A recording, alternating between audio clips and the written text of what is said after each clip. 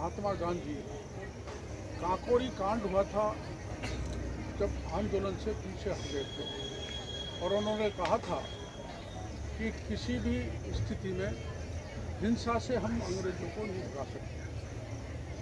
और एक ऐसा व्यक्तित्व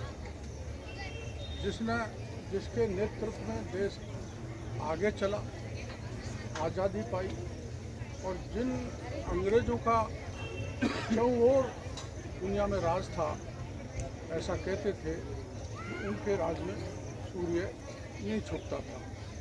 ऐसे असरदार डिवाइड रूल करने वाले अंग्रेज़ों को एक बिल्कुल कृशकाय शरीर वाले व्यक्ति ने हाथ में डंडी लेकर उघाड़े तन से अंग्रेज़ों को उल्टे पैर दौड़ाने के लिए मजबूर करके भारत को आज़ाद कराया।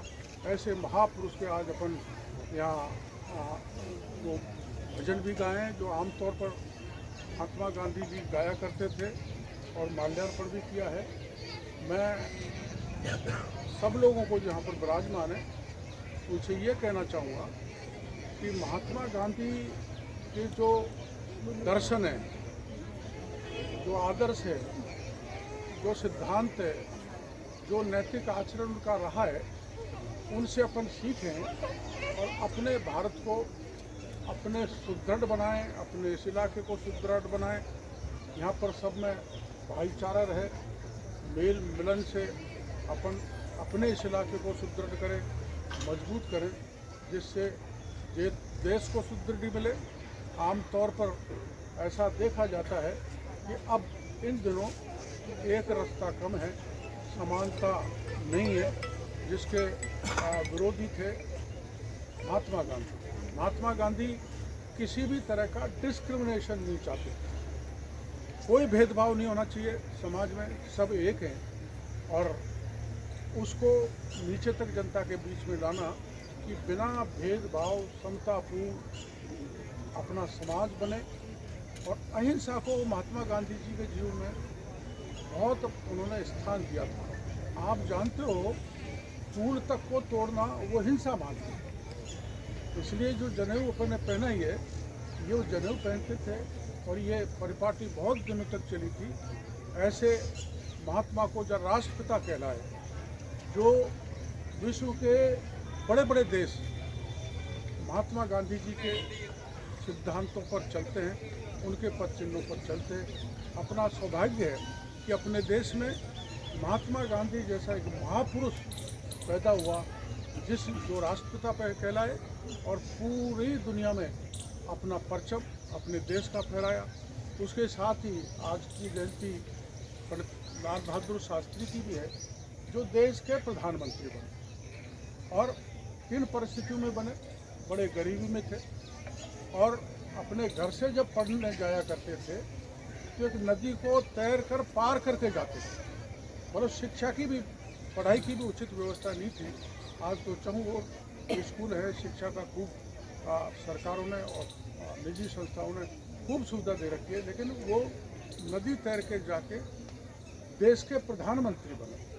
और वो जब एक बार रेल मंत्री थे, उनके रेल मंत्री होते समय एक रेल हादसा हो गया था, जिसके अपने ऊपर जिम्मेदारी लेते हुए नैतिकता के कारण रेल मंत्री के पद से भी इस्तीफा दे दिया।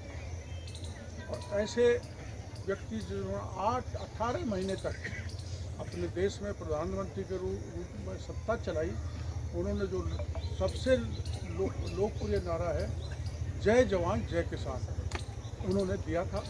ऐसे दोनों महापुरुषों के आज अपन ने नमन किया। मैं सौभाग्यशाली हूँ, आप सौभाग्यशाली हैं। हमें ऐसे महापुरुषों के अच्छे कार्यों को सुनकर पढ़कर अपने जीवन में अंगीकार करना चाहिए, जिससे अपन सुसंस्कृत बने, राष्ट्र की भावना अपने में आए और सब समाज मिलजुल के चले, जिससे अपना देश आगे बढ़े।